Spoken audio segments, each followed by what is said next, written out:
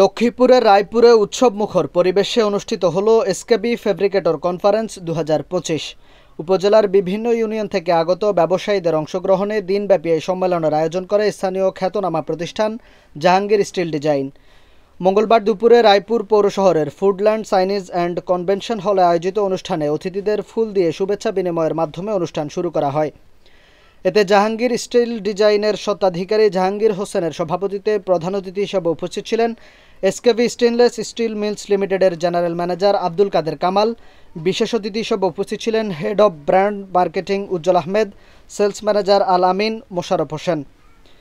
এছাড়াও রায়পুর বাজারের বিশিষ্ট ব্যবসায়ী শহীদুল্লাহ এবং উপজেলার বিভিন্ন ইউনিয়ন থেকে আগত ব্যবসায়ীরা অনুষ্ঠানে অংশগ্রহণ করেন।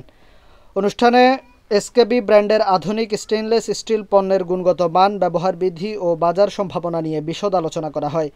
অংশগ্রহণকারীরা ব্র্যান্ডের নতুন উদ্যোগ ও ব্যবসায়িক নেটওয়ার্ক গঠনের বিভিন্ন দিক সম্পর্কে অবহিত হন। পরে ব্যবসায়ীদের মাঝে বিভিন্ন উপহার সামগ্রী তুলে দেওয়া হয়।